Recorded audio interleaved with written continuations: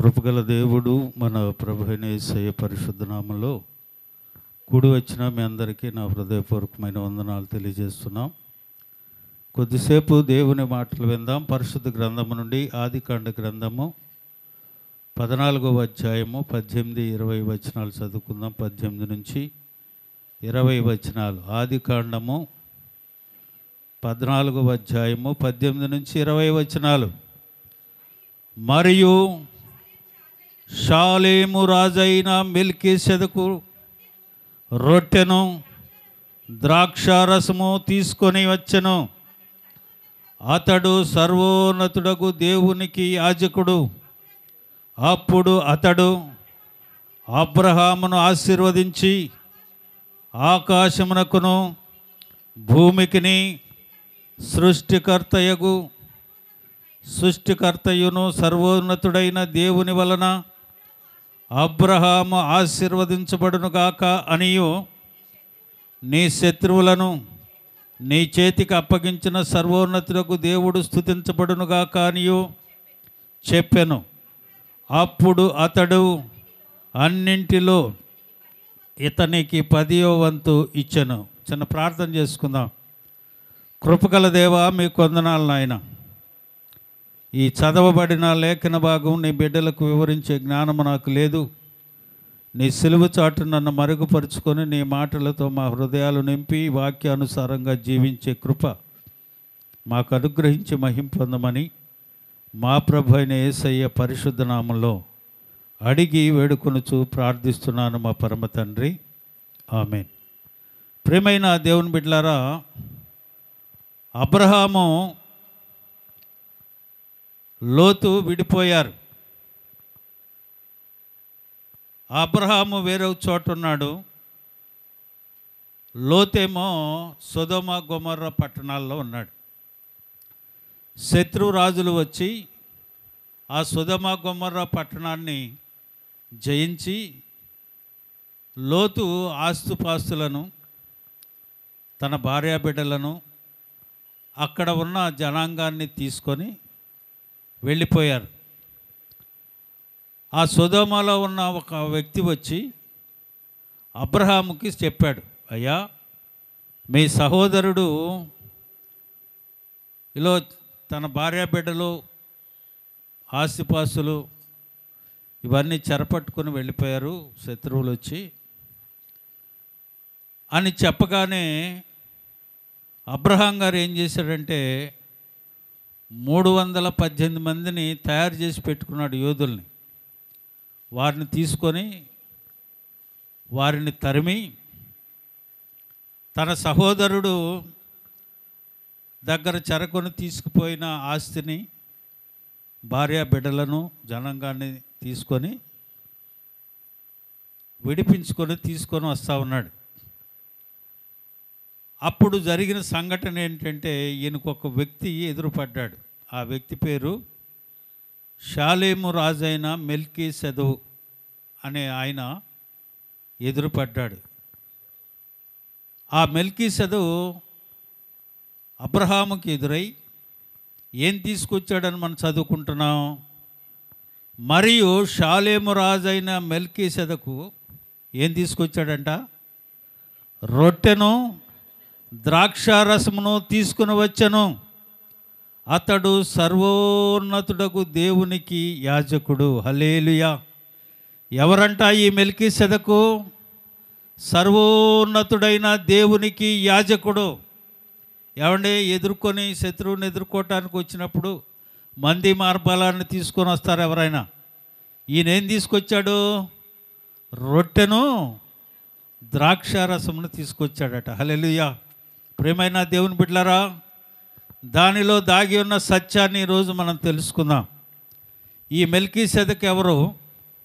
ఎందుకు ఈ రొట్టెను ద్రాక్షారసాన్ని తీసుకొని వచ్చి అబ్రహాముకి ఇచ్చాడు? అబ్రహామును బలపరిచాడు. ఈ మెల్కీసెదకు సాక్షాత్తుగా యేసుక్రీస్తును పోలినవాడై ఉన్నాడు. హల్లెలూయా. కీర్తనాకారుడు 76వ కీర్తన 1-2 వచనాలు మనం చూసినట్లయితే, యోదాలో దేవుడు ప్రసిద్ధుడు, ఇశ్రాయేలులో ఆయన నామము గొప్పది, షాలేములో ఆయన గుడారమున్నది, సియోనులో ఆయన ఆలయం ఉన్నది అని దేవుని వాక్యము సెలవిస్తూ ఉంది. ఇక్కడ మనం చూసినట్లయితే షాలేము రాజైన మెల్కీసెదకు అని అన్నాడు. ఎవరు ఈ షాలేము రాజు? సాక్షాత్తు దేవుడే, యేసుక్రీస్తే. అలాగనే చూడండి, హెబ్రీ పత్రికలో 7వ అధ్యాయము 2-3 వచనాలు మనం చూసినట్లయితే చూడండి, అక్కడ అపోస్తలుడైన పౌలు హెబ్రీలకు రాస్తూ ఈ షాలేము రాజును గురించి అక్కడ వివరిస్తూ ఉన్నాడు. ఎవడును కలుసుకొని అతనిని ఆశీర్వదించెనో, ఎవరికి అబ్రహాము అన్నింటిలో 10వ భాగం ఇచ్చెనో, ఆ షాలేము రాజును మహోన్నతుడునగు దేవునికి యాజకుడునైన మెల్కీసెదకు నిరంతరము యాజకుడుగా ఉన్నాడు. అతని పేరునకు మొదట నీతికి రాజనియు, తర్వాత సమాధానపు రాజనియు అర్థమిచ్చు షాలేము రాజని అర్థము. అతడు తండ్రి లేనివాడును, తల్లి లేనివాడును, వంశావళి లేనివాడును, జీవితకాలమునకు అంతమైనను లేనివాడునయ్యుండి, ఏమంటున్నాడో అక్కడ అండర్లైన్ చేసుకోండి, దేవుని కుమారుని పోలి ఉన్నాడు. హల్లెలూయా. ఎవరంట అయినా దేవుని కుమారుని పోలి ఉన్నాడంటే యేసుక్రీస్తు వారే. హల్లెలూయా. ప్రియమైన దేవుని బిడ్డలారా, మర్మయుక్తమైన ఈ వాక్యమును షాలేము రాజు రొట్టెను ద్రాక్షారసమును తీసుకొని వచ్చి అబ్రహామును బలపరుస్తూ ఉన్నాడు. ఆ షాలేము రాజే యేసుక్రీస్తు వారు. హల్లెలూయా. యెషయా గ్రంథంలో అంటాడు కదా, 9వ అధ్యాయము 6వ వచనములో, ఏలయనగా మనకు శిశువు పుట్టెను, మనకు కుమారుడు అనుగ్రహించబడెను, ఆయన భుజముల మీద రాజ్యభారముండును, ఆశ్చర్యకరుడు, ఆలోచనకర్త, బలవంతుడైన దేవుడు, నిత్యుడకు తండ్రి, సమాధానకర్తయగు అధిపతి. హల్లెలూయా. మెల్కీసెదకు అంటే సమాధానానికి రాజు, యేసుక్రీస్తే సమాధానకర్తయగు అధిపతి అని దేవుని వాక్యము ద్వారా మనం తెలుసుకుంటున్నాం. క్రీస్తు మెల్కీసెదకు క్రమంలోనికి వచ్చిన యాజకుడు. యేసు క్రీస్తు యొక్క పరిపూర్ణ నిరంతర యాజకత్వమే మెల్కీసెదకు యాజకత్వములో పోల్చదగినదిగా మనం చూస్తూ ఉన్నాం. సర్వోన్నతుడైన దేవుని యాజకుడిగా ఉన్న మెల్కీసెదకు నిరంతరము యాజకుడిగా ఉన్న క్రీస్తుకు ముంగుర్తుగా ఉన్నట్లుగా మనం చూస్తూ ఉన్నాం. షాలేము రాజుగా ఉన్న మెల్కీసెదకు సమాధాన రాజ్యమును స్థాపించనైన క్రీస్తుకు ముంగుర్తుగా ఉన్నాడు. హల్లెలూయా. ప్రియమైన దేవుని బిడ్డలారా, దేవుని వాక్యం అంటా ఉంది కదా, రోమాపత్రిక 14వ అధ్యాయం 17వ వచనములో దేవుని చూడండి, రోమాపత్రిక 14వ అధ్యాయం 17వ వచనం, దేవుని రాజ్యము భోజనము పానము కాదు కానీ నీతియు సమాధానమును పరిశుద్ధాత్మనందలి ఆనందమును అయ్యున్నది. హల్లెలూయా. దేవుని రాజ్యము నీతియు సమాధానమును పరిశుద్ధాత్మల ఆనందముగా ఉన్నదని దేవుని వాక్యం సెలవిస్తూ ఉంది. ప్రియమైన దేవుని బిడ్డలారా, ఈరోజు ఆయన శరీరములో రక్తములో పాలు పొందుచున్న మనం, ఆయన రక్తములో పాలు పొందుచున్న మనం, దాని వలన మానవునికి ఏం జరుగుతుందో కొన్ని విషయాలు మనం నేర్చుకుందాం. చూడండి, మొదటి కొరింథీ పత్రిక 10వ అధ్యాయము 16వ వచనం మనం చూసినట్లయితే, మనము దీవించు ఆశీర్వచనపు పాత్రలోనిది త్రాగుట క్రీస్తు రక్తములో పాలు పొందుటయే కదా. మనము విరుచు రొట్టె తినుట క్రీస్తు శరీరములో పాలు పుచ్చుకొనుట కదా. ఏమి తీసుకొని వచ్చాడు ఆయన? షాలేము రాజు అబ్రహాం గారి దగ్గరికి రొట్టెను ద్రాక్షారసమును తీసుకొని వచ్చాడు. మనం పాత్రలోనిది త్రాగునప్పుడు ఆయన రక్తంలో పాలు పొందటమే కదా. మనము విరుచు రొట్టె తినుట క్రీస్తు శరీరములో పాలు పొందుటే కదా అని కొరింథీయులకు రాసు అపోస్తుడైన పౌలు గారు సెలవిస్తూ ఉన్నాడు. అలాగనే ఎఫెసీ పత్రిక 2వ అధ్యాయం 13వ వచనంలో అయినను మనము మునుపు దూరస్థులమైనను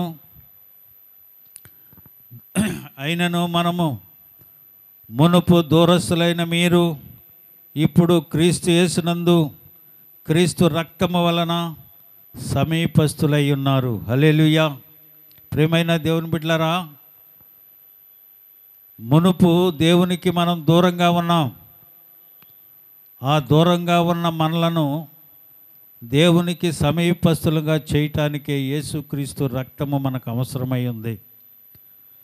క్రీస్తు యేసునందు క్రీస్తు రక్తము వలన ఇప్పుడు మనం ఏమవుతా ఉన్నామట? దేవునికి సమీపస్థులముగా ఉంటా ఉన్నాం. హల్లెలూయా.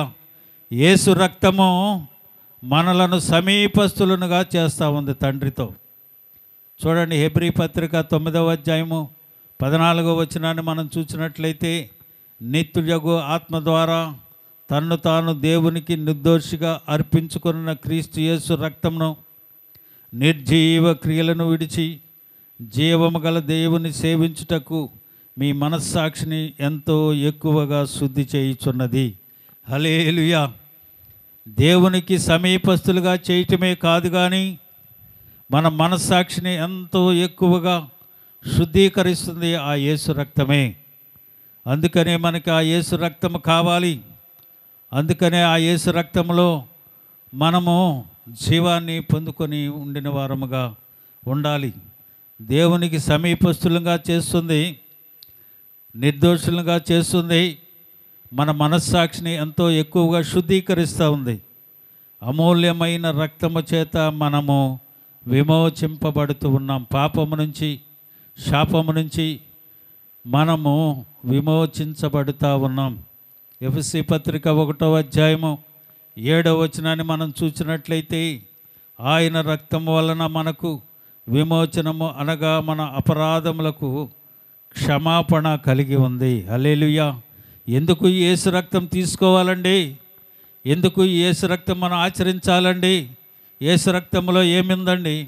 తండ్రితో నిన్ను సమాధానపరిచేది ఆ యేసు రక్తమే. నిన్ను నిర్దోషునిగా తీర్చేది ఆ యేసు రక్తమే. నీ మనస్సాక్షిని శుద్ధీకరించేది ఆ యేసు రక్తమే. అమూల్యమైన రక్తము చేతే నీవు విమోచించబడుతూ ఉన్నావని ఈ దినము దేవుని వాక్యం మనతో మాట్లాడుతుంది. చూడండి, ఆయన రక్తం వలన విమోచనం అనగా మన అపరాధములకు పాప క్షమాపణ కలుగుతూ ఉంది. హల్లెలూయా. మన అపరాధములకు పాప క్షమాపణ ఆయన రక్తంలోనే కలుగుతూ ఉంది. ప్రియమైన దేవుని బిడ్డలారా, మొదటి యోహాను పత్రిక 1వ అధ్యాయము 7వ వచనాన్ని మనం చూసినట్లయితే, ఆయన కుమారుడైన యేసు రక్తము ప్రతి పాపముల నుండి మనలను పవిత్రులనుగా చేస్తుందంట. ఆయన రక్తములైతే నీకు పవిత్రత లేదు, క్షమాపణ లేదు, విమోచన లేదు, నీ క్రియలకు శుద్ధీకరణ లేదు, మనస్సాక్షికి శుద్ధీకరణ లేదు, నిర్దోషత్వంగా ఉండవు, దేవునికి నీవు సమీపముగా ఉండనేరవు. ఎందుచేతంటే ఆయన రక్తమే వీటన్నిటినీ జరిగించేది. కొలస్సీ పత్రిక 1వ అధ్యాయం 7వ వచనం, ఆయన శిలువ రక్తము చేత సంధి చేసి అని అంటాడు. సంధి అనంటే ఇద్దరికి సంధి చేయటం అంటే ఇద్దరిని సమాధానపరచడం. ఆయన రక్తమే తండ్రితో మనల్ని సంధి చేస్తూ ఉందట. ఇది వరకు దేవునికి విరోధముగా మనం ఉంటే యేసయ్య మనుష్యుడుగా ఈ లోకానికి వచ్చి తన సరక్తమిచ్చి సంపాదించిన సంఘం ఆయనతో సంధి చేస్తూ ఉన్నాడు ఆయన రక్తము ద్వారా. హెబ్రీ పత్రిక 13వ అధ్యాయం 12వ వచనం, కావున యేసు కూడా తన స్వరక్తము చేత ప్రజలను శుద్ధిపరచుటకై గవిని వెలుపల శ్రమ పొందెను. హల్లెలూయా. నిన్ను శుద్ధీకరించడానికే గవిని వెలుపల ఆయన శ్రమ పొంది కల్వరి సిలువ ఎక్కి మరణించాడు. చివరి రక్తపు బొట్టు వరకు కార్చాడు ఆయన. ఆకాశమునకు భూమినికి మధ్యన సిలువ వేయబడి ఎంతో శ్రమ నొంది ప్రభువు మరణించి ఆయన నీ కోసమే ఆయన ఈ కార్యము అన్నిటినీ జరిగించాడు. ఆయన రక్తము చేతే నీవు పరిశుద్ధపరచబడుతున్నావని దేవుని వాక్యము సెలవిస్తూ ఉంది. రోమాపత్రిక 5వ అధ్యాయము 9వ వచనం తీయండి ఒకసారి. రోమాపత్రిక 5వ అధ్యాయము 9వ వచనం. కాబట్టి ఆయన రక్తము వలన ఇప్పుడు నీతిమంతులుగా తీర్చబడి మరింత నిశ్చయముగా ఆయన ద్వారా ఉగ్రత నుండి రక్షించబడుదము. హల్లెలూయా. ప్రియమైన దేవుని బిడ్డలారా, ఆ రక్తమే నిన్ను నీతిమంతునిగా చేసి రాబోయే ఉగ్రత నుంచి తప్పించేది యేసు రక్తమే. హల్లెలూయా. అందరూ హల్లెలూయా చెప్పండి. హల్లెలూయా. ప్రియమైన దేవుని బిడ్డలారా, అలాంటి రక్తము యేసు రక్తము. ఆ రక్తము చేతే పరిశుద్ధత, ఆ రక్తము చేతే నీతిమంతులు, ఆ రక్తము చేతే పవిత్రత, ఆ రక్తము చేతే సంధి, ఆ రక్తము చేతే క్షమాపణ, ఆ రక్తము చేతే విమోచన, ఆ రక్తము చేతే మనస్సాక్షి శుద్ధీకరణ, ఆ రక్తము చేతే సమీపస్తులుగా తండ్రితో సమాధానపరుస్తూ ఉంది. అంతేకాదు ప్రియమైన దేవుని బిడ్డలారా, రాబోయే ఉగ్రత నుండి తప్పించేది కూడా ఆ రక్తమే. హల్లెలూయా. హెబ్రీ పత్రిక 10వ అధ్యాయము 20వ వచనం చదువుదాం. హెబ్రీ పత్రిక 10వ అధ్యాయము 20వ వచనం.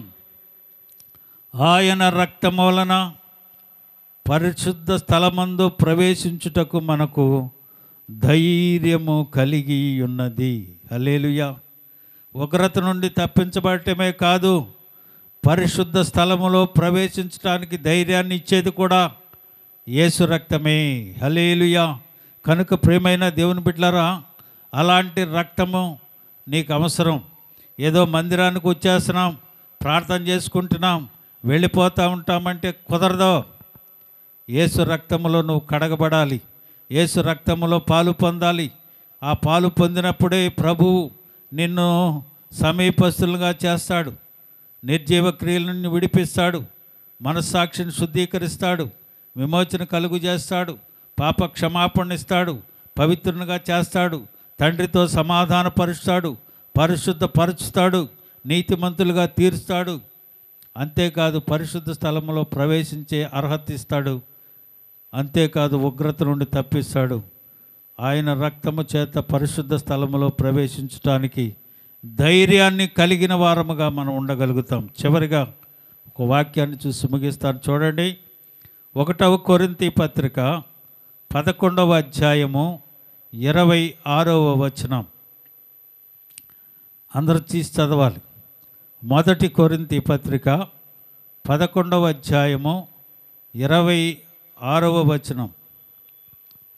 మీరు ఈ రొట్టెను తిని ఈ పాత్రలోనిది త్రాగునప్పుడల్లా ప్రభువు వచ్చు వరకు ఆయన మరణమును ప్రచురించుదు. హల్లెలూయా. అందరం ప్రార్థనకు వస్తాం, భక్తి కలిగిన వ్యక్తులుగా వస్తాం. మన అవసరతలు ప్రభువుతో చెప్పుకుంటాం, వెళ్ళిపోతాం. కానీ ఆయన రక్తము చేత కడగబడిన వారే ఎత్తబడతారు, పరిశుద్ధ స్థలంలో ప్రవేశించడానికి అర్హత కలిగి ఉంటారు. దేవుని వాక్యం అంటూ ఉంది కదా, మీరు ఈ రొట్టెని తినాలి, ఈ పాత్రలోని తాగాలి, ప్రభు వచ్చే వరకు ఆయన మరణమును మీరు ప్రచురించేదానముగా మనం ఉండాలి. అలాగనుంటేనే నువ్వు వచ్చిన పనికి ఫలితం దొరుకుతుంది. అంతేగాని నామకార్థంగా మనం వచ్చి వెళ్ళిపోతే కుదరదండి. దాన్ని రాకడలో నువ్వు ఎత్తబడవు.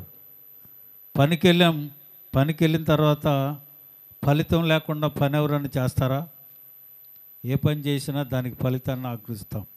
ఒక ఉద్యోగం చేస్తే జీతాన్ని ఆశ్రయిస్తాడు, ఒక కూలి పనికి వెళ్తే కూలిని ఆశ్రయిస్తాడు. ఒక పనికి మనం వచ్చినప్పుడు ఫలితం లేకుండా చేస్తే అది నిష్ప్రయోజనమే. ప్రయోజనమేమి? ఫలితం లేని పని ప్రయోజనంగా ఉండదు. కనుక ప్రియమైన దేవుని బిడ్డలారా, దేవుని పరిశుద్ధ స్థలంలోనికి మనం వచ్చినప్పుడు ఆయన పరిశుద్ధ రక్తము చేత కడగబడాలి, శుద్ధీకరించబడాలి, సమీపస్తులుగా ఉండాలి, నిర్దోషులుగా ఉండాలి. ఆయన రక్తము చేత మనస్సాక్షిని శుద్ధీకరించుకోవాలి, విమోచించబడాలి, క్షమాపణ పొందాలి, పవిత్రులుగా చేయాలి. దేవునితో సంధి చేసే రక్తము చేత మనం శుద్ధీకరించబడాలి. పరిశుద్ధ స్థలములో మనం ఉండాలి, నీతిమంతులుగా ఉండాలి, ఉగ్రత నుండి తప్పించబడాలి. ఆయన రక్తములో పరిశుద్ధ స్థలంలో ప్రవేశించే వారముగా ఉండాలి. ఈ భూమి మీద ఉన్నంత వరకు ఆయన మరణాన్ని మనం ప్రచురించే వారముగా ఉండాలి. హల్లెలూయా. అట్టి భక్తే ప్రయోజనకరం. నామకార్థంగా మనం వచ్చేసి వెళ్ళినంత మాత్రంలో ప్రయోజనం ఏమి లేదు. కనుక ఆయన శరీరంలో రక్తములో పాలు పొందేవారు ఆయన రక్తము చేత కడగబడి ఎత్తబడే గుంపులో మనం అందరం ఉండేలాగున అందరూ తల్ల వంచండి, కళ్ళు మూసుకొని